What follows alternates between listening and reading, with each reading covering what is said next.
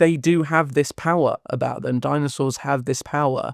They're like magnets for people, that people are drawn to them in museums because it's this mix of mystery and also like awe for nature. It's a mix of what we know and things that are completely alien to us. Hello and welcome back to Road to Rebirth. I'm Roland Squire. Now I hope you've been enjoying these episodes where I'm exploring a little bit more outside of the actual films themselves, and I was thinking I needed to actually talk about the animals themselves, but I'm not very qualified to talk about them. My knowledge of dinosaurs lived for more than 100 million years and then they disappeared. For anybody who is of my vintage and from the UK, you might remember the Early Learning Centre, which was a shop that you could go and buy kids' toys, all sorts of things, kids' tapes. And one of them is the now mythic green dinosaur tape, which was full of songs and facts about dinosaurs with amazing sound effects, all from the early 90s. And it's what is still in my head now when I think about dinosaurs. My knowledge, I don't think, has improved since that tape. So I thought it would be worthwhile for me to actually talk to somebody who knows what they're talking about. So today it's all about when the dinosaurs ruled the earth. Right, hello and welcome to the podcast, Conor O'Keefe. Thank you very much for joining me today. Thanks so much for having me, Roland. It's an absolute pleasure to be on and to talk all about Rebirth and Jurassic in general. Yeah, perfect. So do you work in museum education? Yeah, absolutely. So I currently work in the UK, but I've worked in natural history museums in the UK and also abroad in Australia. I've made like my career out focusing on education for families, children, but also older audiences as well, and engaging them around scientific topics that do include paleontology and dinosaurs. So yeah, it's really been a dream come true, I'd say. Loved museums growing up, always used to visit museums as a kid, and was a massive Jurassic fan as a kid as well. So yeah, it's an honor, basically, yeah. Amazing, yeah. I can just imagine kind of all the kids coming in with their toys and all that sort of stuff. Amazing. First question, are you excited for Rebirth? Yes, tremendously so, actually. It's an interesting one because I will be honest, we finished the Jurassic World trilogy and I was like, okay, they build it as the end. I'm happy for it to be done now. It's over. Maybe there'll be a reboot down the line. I did not expect a new film in the next 3 years. No, I know. And one that is so radically new as well. Yeah, and on the dinosaur front that we've seen so far, what's intriguing you there? Yeah. So, I mean, when the trailer came out, I think that's when I really started getting excited. I think some of the pre-release images were exciting as well, like the photography from the set, but the trailer, because for me a huge part of these films is the dinosaurs, and I'm sure for many people listening, they're always excited about the dinosaurs as well as the characters in the story. But specifically, every time a new Jurassic comes out, it's like, what are they doing with the dinosaurs? Are they our classic ones? Are they updated? Is it a mix? And this looks like a nice blend of not messing with the classics too much, like the designs we're used to, while putting some kind of twists on some ones that are returning that maybe were previously less iconic, like the Quetzalcoatlus. Obviously, the Spinosaurus looks very different, but I welcome this kind of change. It looks like a completely different creature. I think if you're going to redesign, do it like that, just go for a completely different creature. So yeah, I think from what we see of the dinosaurs already, I'm really intrigued to see how they play out in the film as well. With the Jurassic World trilogy, I did really enjoy that trilogy overall, but the dinosaurs in those films did tend to feel like set dressing at times, and they were quite often, you'd have tons of different species in one film all fulfilling the same role, a big loud thing that chases people. So I really hope with this focus on like the key species that they're on a mission to find, we're going to get some unique behaviors, roles, characters, and I'm not talking like named dinosaur characters, like movie monster characters, you know. Yeah. Fantastic. Well, I thought I'd just start by, so for everybody listening, Conor is part of the Jurassic Park podcast, and go and listen to those DinoDNA episodes. They are fantastic. And listening to those in the lead up to this interview, I was just thinking my dino knowledge might actually be stuck in 1993. So I thought we could go through the kind of big three of the series, really: T-Rex, Triceratops, and Velociraptor, and just see if you could just give me a bit of background, maybe first on T-Rex, what we know and what the difference is between what we see on screen versus the real animal, I suppose. Of course, yeah. So I'd be happy to. Just going to preface this as well, though. I do work in museums education. I'm not a trained paleontologist, but I do spend a large portion of my time at work talking to the public about these things and talking with paleontologists as well. So yeah, I will do my best. But also, I would definitely recommend, and thank you so much for the shout out, Roland, but do listen to the DinoDNA episodes on these species. We've covered these ones, but I'll give you a nice potted history. Yeah. So T-Rex is a great one because the T-Rex that we see in the films, for what was known in 1993, is pretty spot on. It's really, really close to what we know from the fossil record. And actually, it really holds up to scrutiny as an overall creature. It really does hold up. Where our knowledge has advanced since then is there are lots of scans that are done on the interior of a T-Rex's skull that has been done since then that gives us a better idea of how its brain was kind of situated within its skull and where the different kind of areas in its brain were larger. So, for example, we know for sure that it had a really good sense of smell. So these are all things that are possible due to increasing levels of technology being implemented into paleontology. But T-Rex was a really well-studied animal by the 90s when the first Jurassic Park came out. So as I've said, it was really, really accurate in terms of what they knew at the time. Right. Now, there's lots of debates around like the soft tissue covering on a T-Rex. So that's anything that's like skin, feathers, that sort of thing. It's harder to preserve in the fossil record, although not impossible. There have been imprints of T-Rex skin found, very small sections that all show scales, but that's not to say that it couldn't have had feathers elsewhere in its body. However, there's no current evidence for feathers. But that's why you'll see those kinds of things being introduced in things like Jurassic World Dominion, Prehistoric Planet, those sorts of things. So yeah, overall, T-Rex, from what we see in the Jurassic films, it's similar to what the real animal would have been. Of course, there's always fantastic artistic license taken with movie making. It could not run as fast as it's shown. They've literally admitted to that being a visual trick in the first movie. We don't know what color its skin was. For example, we do know for some dinosaurs, I might talk about that later, but not T-Rex, and also that incredible roar. Unfortunately, probably not possible with a T-Rex, but that's not to say it didn't make other sorts of very intimidating noises that we might see in modern day animals like crocodiles. So yeah, overall, this is a dinosaur that they've really captured quite well, and for good reason. You know, it's the most famous and most popular dinosaur for a reason at the museum. About 70% of children, you ask them what their favorite dinosaur is, it's a T-Rex. And there is a good reason for that.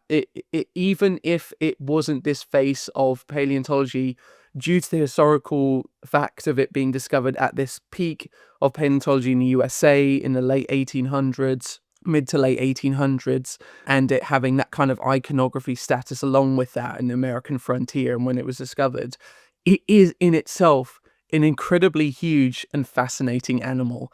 So I think regardless of that, it was always going to be destined to be an icon of the dinosaurs. Yeah.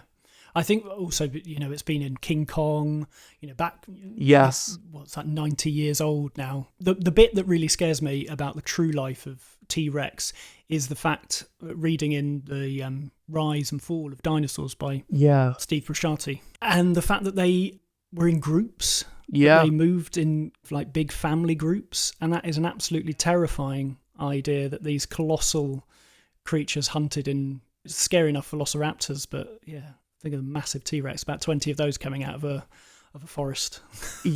Yeah, I mean, and these are all things that, it's hard to piece together exactly their behaviors because we're only finding their skeletons in the same Yeah. location. But yeah, by having all those different individuals of different ages and sizes found in one location, that would definitely show that, that it's possible that these creatures did move in these groups, which, yeah, as you said, is as if one huge multi-ton beast isn't enough. The idea of a group of these in any location at a given time, what a nightmare. Yeah. Yeah. So moving on to Triceratops, another Yes. key dinosaur in the Jurassic films. So how does that creature that we see in the films relate to what the fossil record says? Yeah, so Triceratops is a really interesting one. Once again, another really iconic dinosaur, one that actually shared the same habitat as T-Rex, over 66, million years ago in the Cretaceous period.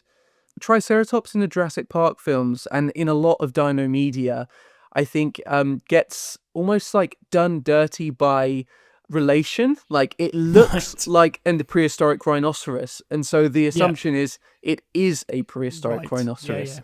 So whenever you see it portrayed in any of the classic kind of paleo medias, and that does include Jurassic Park, Mm-hmm. it's a rhinoceros with three horns. So that basically drips through to its creature design in the film. So not only will it be this kind of solitary animal that's shown to be very kind of territorial, kind of the tough predator, which is probably true. There's a reason why it has those huge horns. But the solitary aspect, we do know that they would have had family groups, once again, like we've spoken about with Tyrannosaurus Rex. There's nothing to say that it was necessarily as solitary as it's portrayed in a lot of these media. But also in terms of its design, especially in Jurassic Park, it's given this quite leathery skin that kind of hangs from its body.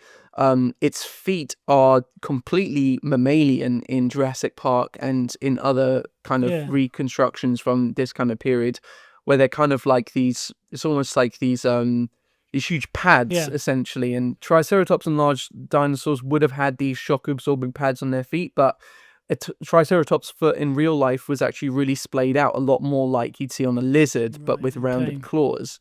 So they were still walking on their tiptoes, essentially, like how you have with modern-day reptiles and lots of other dinosaurs. So that's a key difference there, in that they're kind of shown to be this kind of lumbering beasts, where in real life they would have been a lot more kind of agile and graceful on their feet. In terms of the rest of what we see of Triceratops in the films, unfortunately, I think Triceratops, despite appearing every single Jurassic film, never quite gets the limelight it deserves. Yeah, I'm with you there. Yeah, exactly. Because in Jurassic Park, obviously, it's the first time they get to touch a dinosaur, have that up close encounter. Yes, it's very emotional, typical Steven Spielberg, the sentiment of the creature, and it's amazingly shot and acted by everybody in the scene.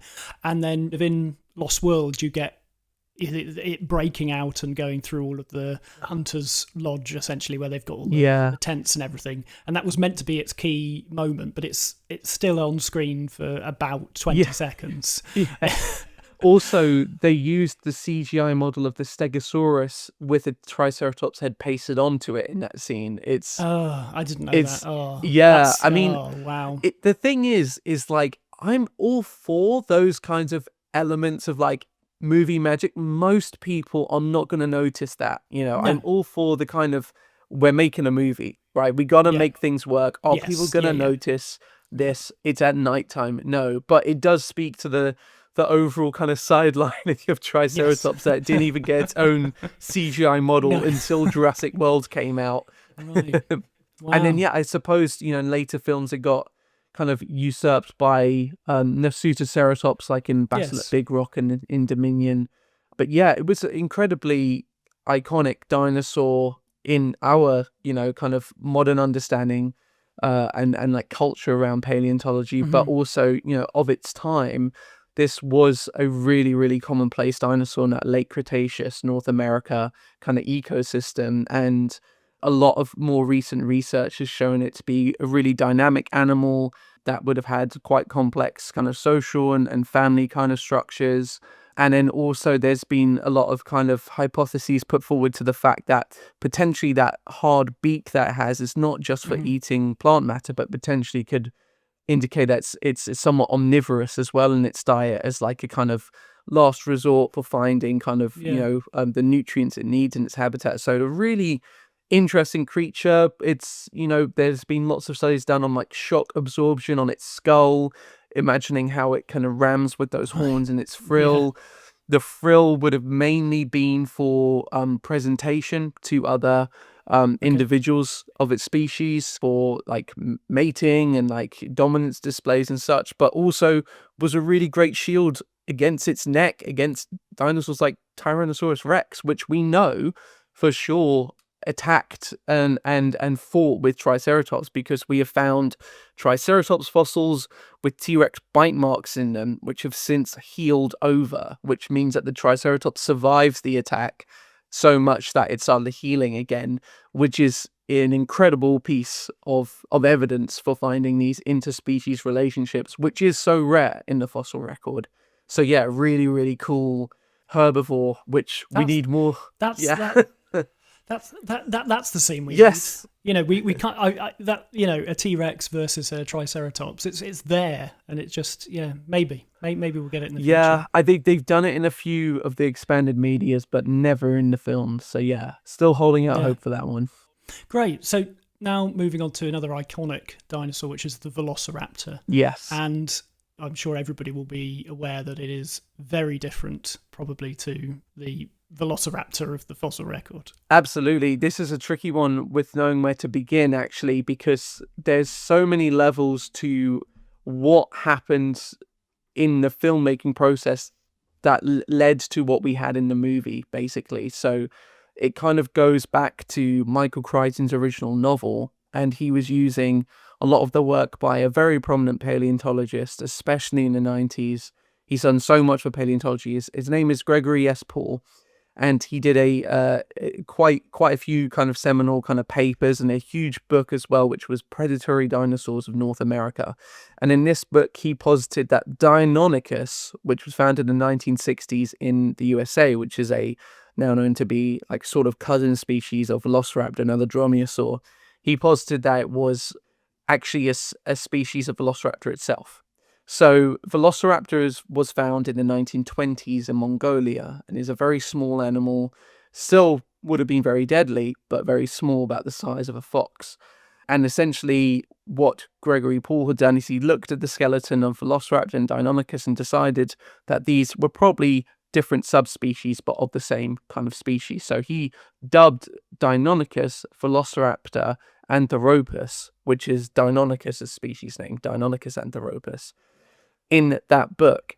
And Michael Crichton most likely used that book while he was writing Jurassic Park. So that's why you've got Velociraptor being dug up in Montana, because that's where Deinonychus is from. Now, by the time that the film Jurassic Park came out, he'd gone back on this. Gregory S. Paul was like, you know what? Hold my hands up. I was wrong. They're two different species. But when it came to putting that script together and making a movie, what sounds cooler, Velociraptor or Deinonychus? And then that's where it all kind of spilled out from, essentially.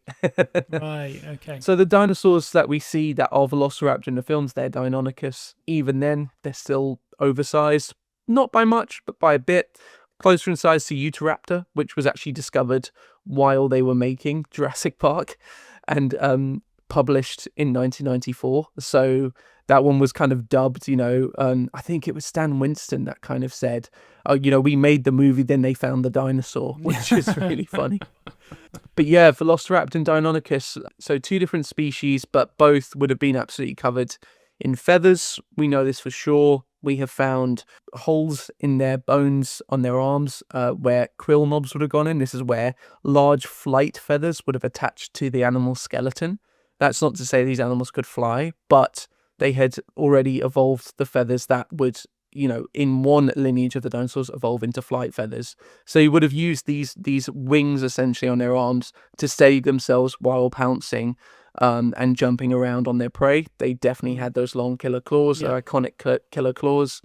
Maybe not slashing and latching onto things as it was depicted back in Jurassic, but more along the lines of how an eagle will use its talons to hold down prey once it's already caught them. And then also another really cool fact about Deinonychus is that we have found clutches of fossilized eggs from Deinonychus, and analyses on the kind of microscopic structures of the pigments that are still preserved on those eggs would show us that they were actually blue in color, which is a really, really cool and quite recent thing that we've learned about these dinosaurs.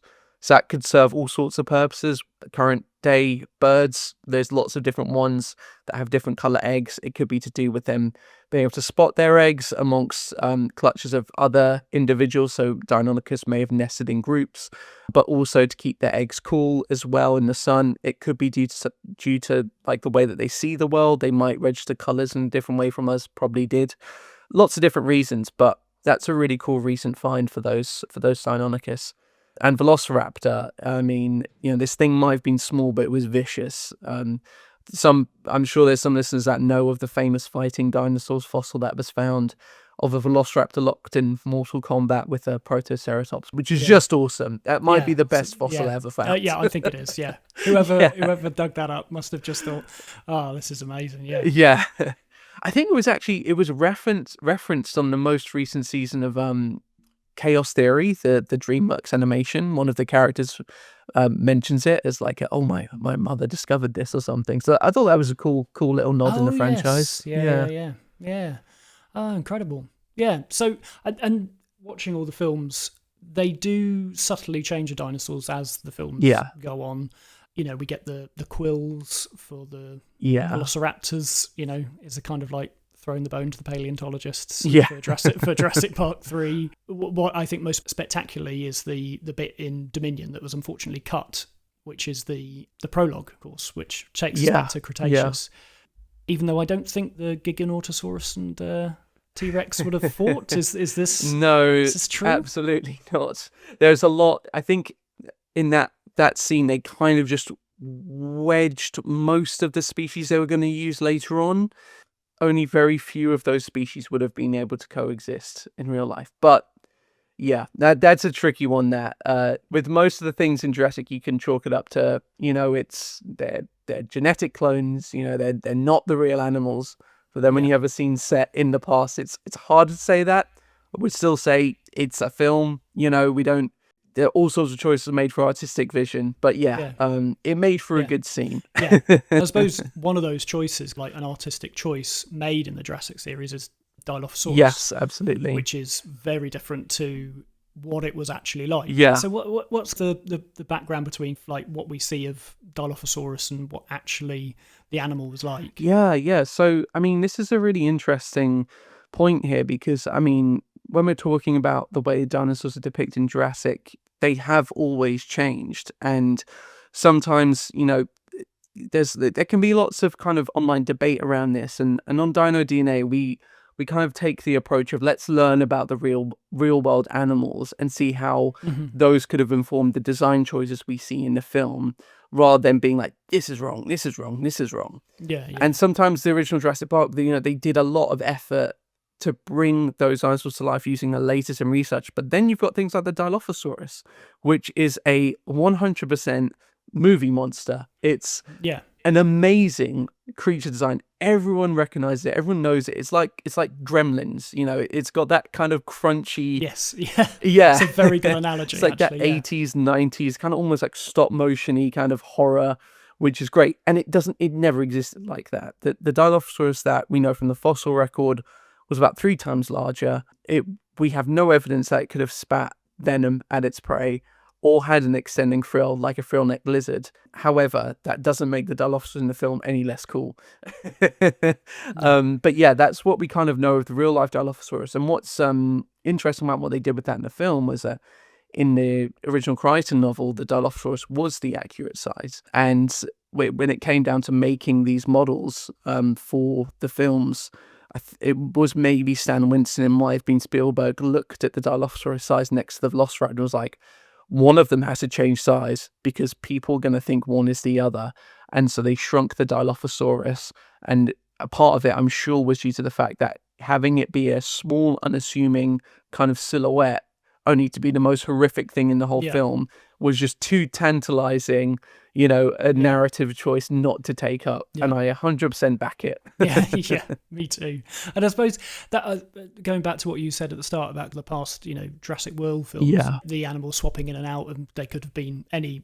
That's not the case, I don't think, with Jurassic Park. Like, that decision was made to make that animal more distinct to the when you look raptors. at the 7 species featured in Jurassic Park, on there's all those size charts and posters and stuff that came out at the time. Yeah. 7 dinosaurs, such distinct silhouettes. Every single one of them is instantly recognizable just from a black outline because they're all so different. And then you kind of go along in the series and they kind of continue that trend for the first few films. Lost World introduces more iconic silhouettes: Compsognathus, Stegosaurus, Pteranodon, Jurassic Park 3, Spinosaurus, Ankylosaurus, all very iconic, silhouettes. And then it turns out that you start covering off quite a lot of large groups of dinosaurs by this point. Yeah. So you've already done one of each kind of category. You've got the Pachycephalosaurus, you've got all of these, you've got the Mosasaur in Jurassic World. So you get along sort of where we are in Fallen Kingdom and Dominion. And along with the other dinosaurs they introduced that are new and are part of a new group, so like Therizinosaurus and non-dinosaurs like Quetzalcoatlus, the Dimetrodon, other really iconic creatures that we've been waiting for. They start peppering in a lot of kind of what I would say, kind of not repeat designs, but they're fulfilling the same role in the film, like Atrociraptor, Pyroraptor. Filler dinosaurs, essentially. Kind of filler dinosaurs. It does almost feel like you get to Dominion and it's like, right, every Jurassic film we have to have more dinosaurs. Let's outdo it. There are over 30 different species in Dominion, which from the outside looking in sounds like, wow, what a feat. But when you actually watch the film, very few of those make any impact on the film or plot. That's why I think lots of people point to the Therizinosaurus scene as being a standout from that film, because they use that dinosaur's unique characteristics and traits to kind of drive that scene forward. Whereas Giganotosaurus, what it does is basically what a T-Rex does. Pyroraptor, what it does is what a Velociraptor does. I think that's the thing with Rebirth. What I'm really looking out for is, yes, we've got these new species, we've got these new designs, but what are they bringing to the film? Yeah. Or are they just going to bring the same thrills and shocks that we've seen before with a new skin? And I have got a lot of faith actually that this film will deliver some new moments for us, because we've got Gareth Edwards who does big monsters really well.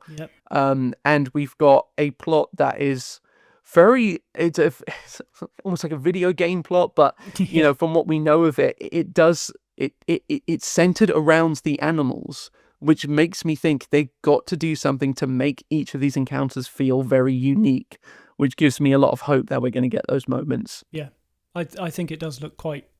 Definitely the design of it is very different, and it feels very Gareth Edwards. I imagine he's had quite a lot of hand in creating those. But when you see that Titanosaur, it's frills and all of that sort of thing, and just the size and the tail is incredible. They feel quite different to what we've had before.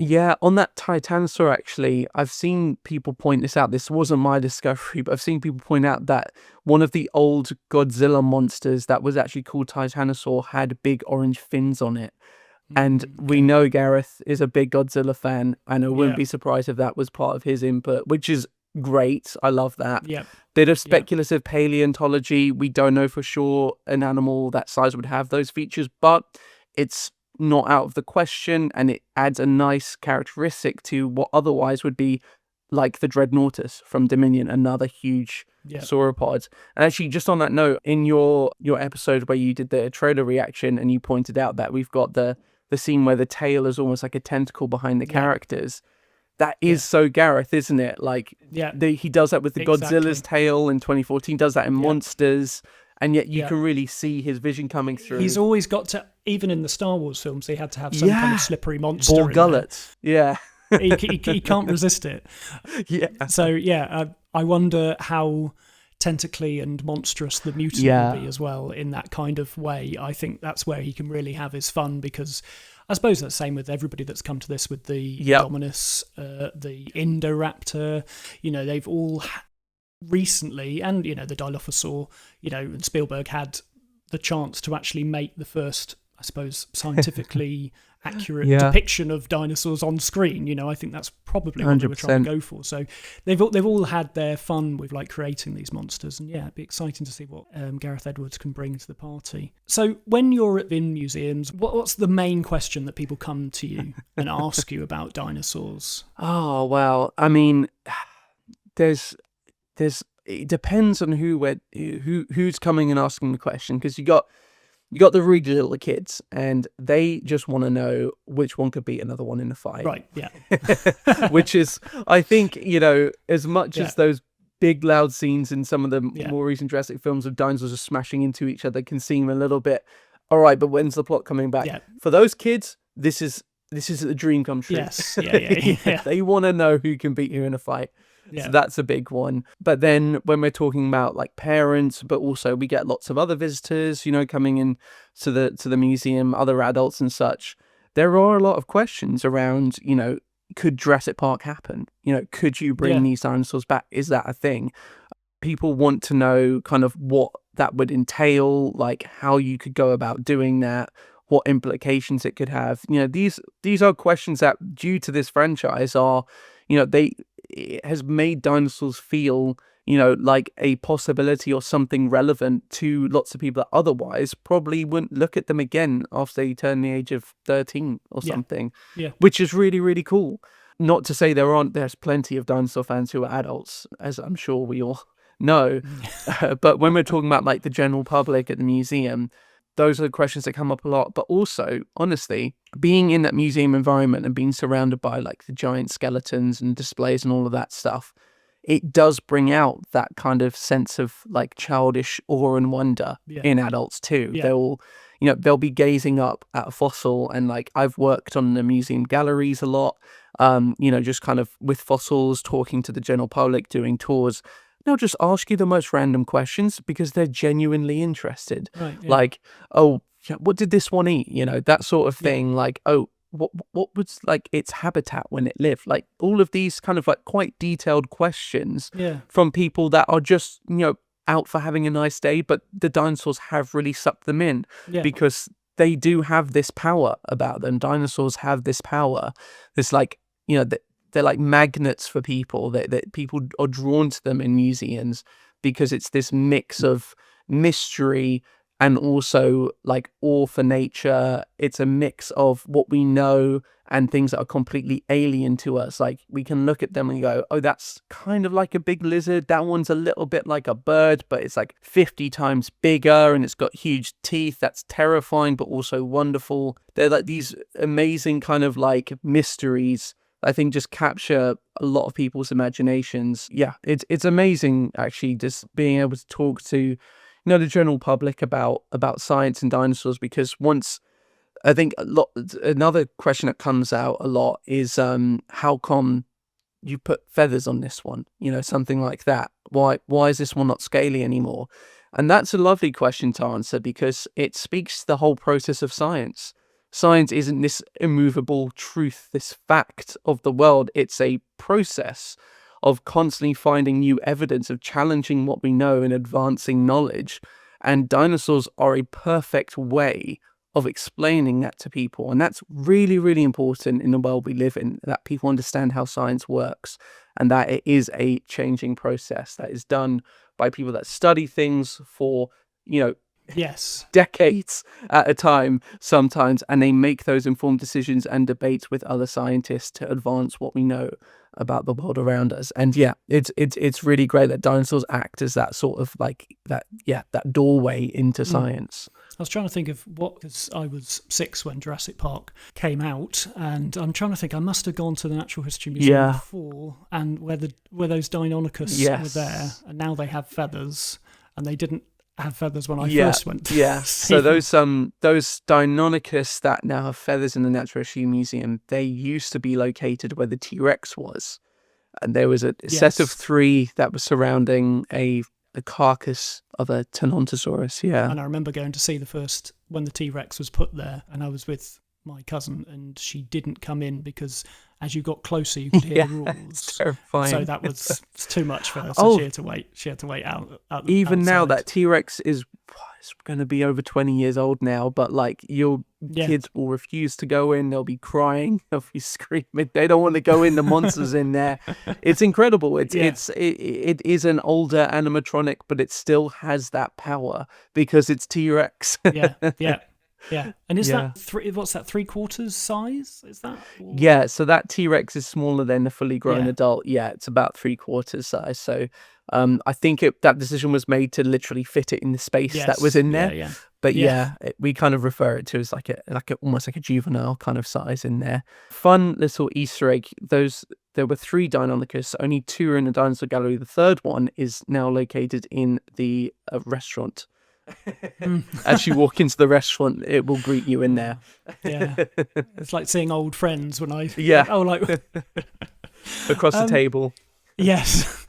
So what impact do you think Jurassic Park had on the science of dinosaurs and the public consciousness? Yeah, as I expect it had a massive influence. Absolutely. So I think Jurassic Park, and then I guess the franchise that followed as well, has had such a unique impact on science that I don't think can be said for any other kind of form of pop culture or media in recent kind of memory, in the fact that it not only galvanized entire generations to care about this very specific and very quite niche study in science. Like, if you think about all of science, space, medicine, all of these things. Yeah. Fossilized bones of dead animals is, it's low on the laundry list of what science has done for us in the world. And yet it's so fascinating, exciting. And as you mentioned earlier, Jurassic Park brought those scientifically accurate dinosaurs to the screen in full life for the first time. And that was revolutionary in terms of what people thought about these dinosaurs. There was already a movement within paleontology called the Dinosaur Revolution Dinosaur Renaissance rather, that started in the 1960s around the discovery of Deinonychus. That there's the school of thought that they were lumbering beasts that were destined for extinction because they were old and slow and reptilian, was completely replaced because they now had evidence they were warm-blooded, they were fast movers, and it was becoming more obvious that their extinction was a tiny chance that a meteorite hit the planet. That's not to do with their own performance. No. It's due to a cosmic error, essentially, that they went extinct. But things take a while to go from science to the public. And Jurassic Park brought everything forward for the science, essentially. So it revolutionized how people saw dinosaurs and paleontology, but also I would say it also revolutionized paleontology in a lot of ways as well, because you look at the academics that make up a lot of paleontology kind of offices and departments around the world. A large proportion of those are going to be people that grew up watching Jurassic Park. They were influenced by this film to get into the science, and that cannot be understated, the impact that has. And I'm not saying they're going into science to become Dr. Grant or anything like that. No. But, they have now invested their life into doing something based on a film. And I would count myself kind of amongst that. I'm not a paleontologist, but I got into museums and such. I was interested in dinosaurs already. But Jurassic Park really kicked up a notch because it shows paleontologists at work in the films as well, which is really, really cool. So it's this really unique relationship where both science and popular culture have influenced each other, which is something I just don't think we see in cinema elsewhere. I mean, of course, there are loads of amazing films about space and, as I've mentioned, like medicine, other natural sciences, physics, chemistry, but not to this quite the same scale for, the size of the discipline that paleontology is. Which is really, really cool. And also there's been a lot of funding for the department, the discipline rather, of paleontology following Jurassic Park because of this renewed interest in dinosaurs and science, and a lot of kind of grants and research being funded because of the understanding that this is something that people are interested in. Yeah. It's been a massive impact both ways. Yeah. And finally, I was wondering what your favourite dinosaur moment yeah. is from the films or books, and maybe also what dinosaur are you itching to see on screen, if there's one left? It's a great point. Okay, two fantastic questions. So I think so. The books and the films present dinosaurs quite differently. The dinosaurs in the books are a little bit weirder, which I quite like. They've got like this weird kind of biological horror aspect to them. You know, they can change color. Yeah, They're kind of like these weird mutants of nature. They're faster than people expect. yeah.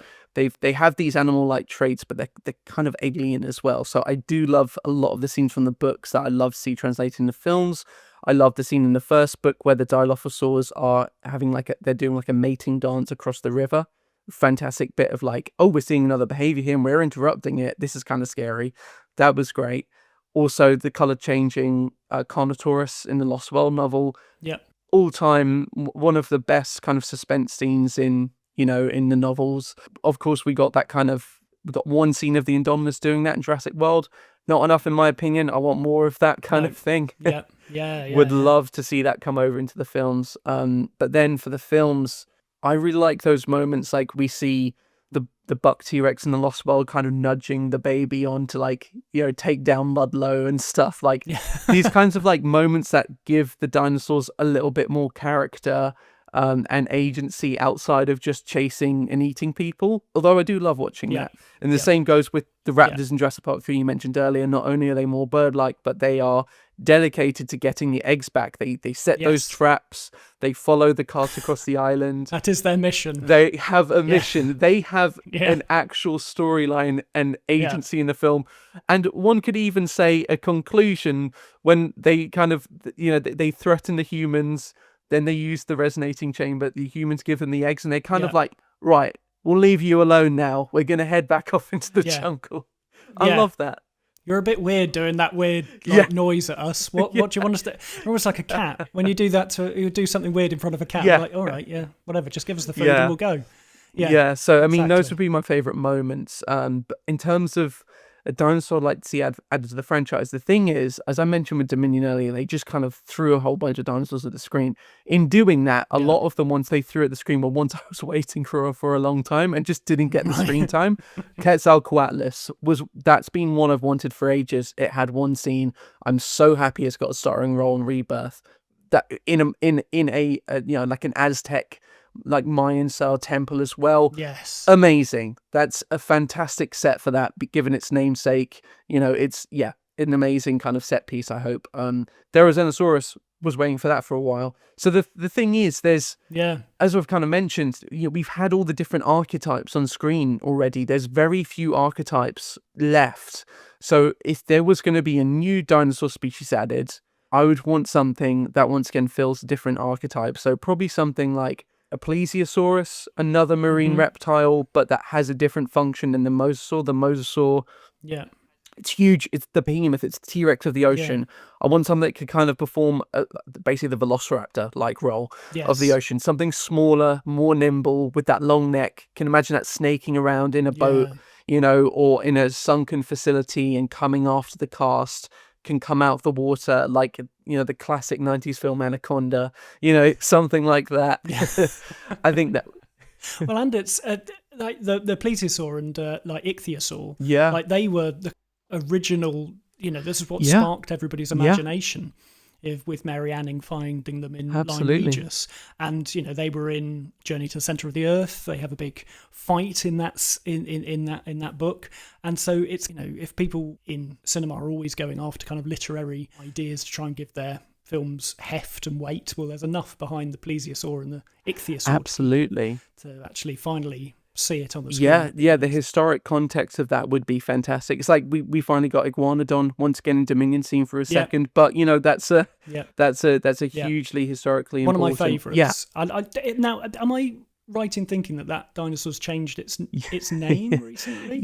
Because so yes, Iguanodon still exists, but one of the original Iguanodon fossils found in the United Kingdom by someone called Gideon Mantell. This was all around the time when the word dinosaur didn't exist yet. there was a bunch of different reptilian fossils found. Sir Richard Owen, who founded the Natural History Museum, coined the word dinosaur after studying iguanodon and fossils of 2 other dinosaurs. But basically, they found more iguanodon specimens in mainland Europe, and then a big review of all of these iguanodon materials was done in the 2010s, and it was found that some of those original fossils found in the UK of iguanodon were very different to those found in mainland Europe. They were of a much smaller animal, more gracile, lightweight bones. So much so it was designated as a new species. They named it Mantellosaurus in honor of Gideon Mantell. So Iguanodon lives on, but Mantellosaurus is what those original fossils that were found we thought belonged to Iguanodon. It's now been renamed Mantellosaurus. Yeah. That's nice.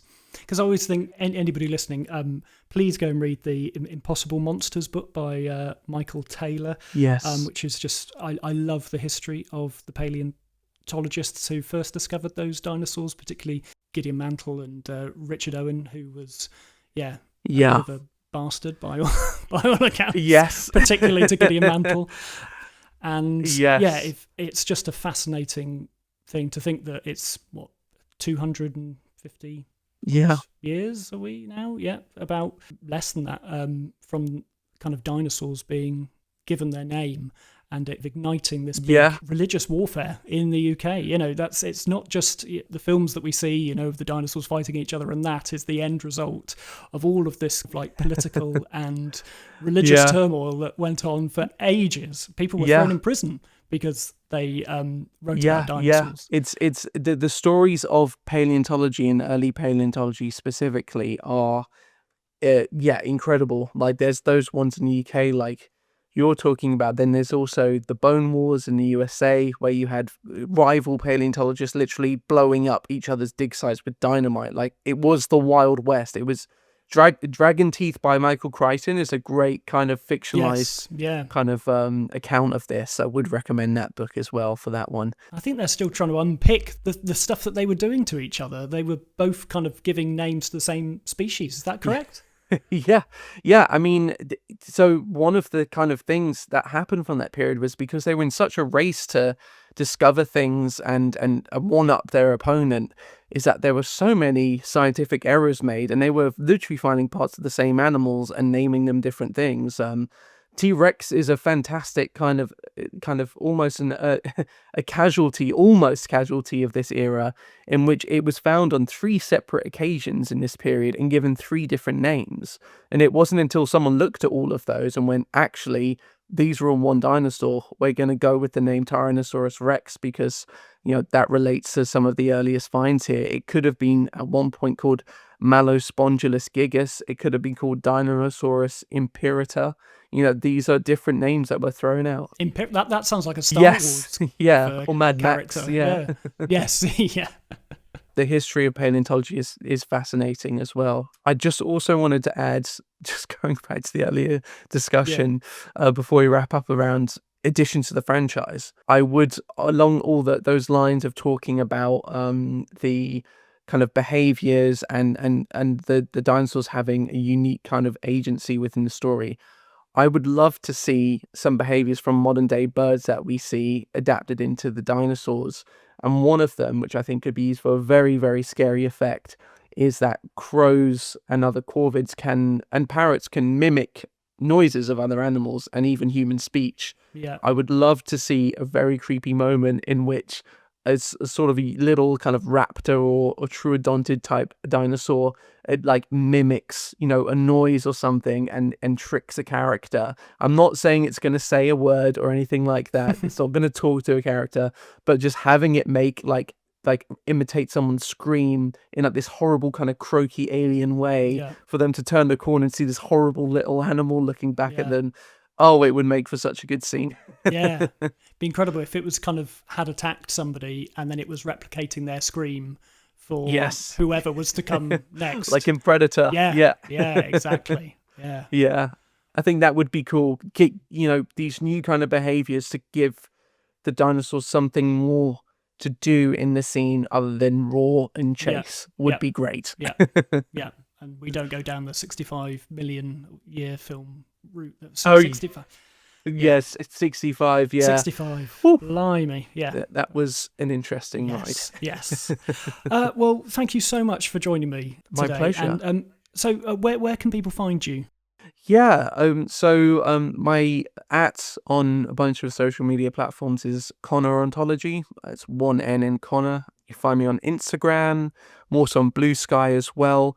And then, of course, do listen to the Jurassic Park Yes. podcast. It's an amazing podcast run by Brad Jost and Tom Jurassic. And then my segment's DinoDNA, but the whole podcast is fantastic.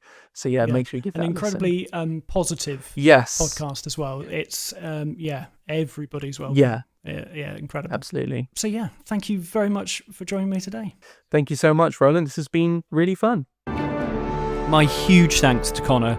He is so very gracious with his knowledge, and please go and listen to his DinoDNA episodes over on the Jurassic Park podcast. Just the people he talks to and the way that they manage to get across all of this big information is amazing, and it's truly captivating, actually. So thank you so much to Conor. Next week, I'm talking to... It feels like I'm on a little bit of a Jurassic Park podcast hit at the moment, because my guest next week is none other than Brad Jost, the host of the Jurassic Park podcast. And we're discussing Jurassic World from 2015. I'm actually going back to the world of the films. We're getting close, people. We're getting very, very close. But until next time, I'll just say thank you very much for listening, and goodbye.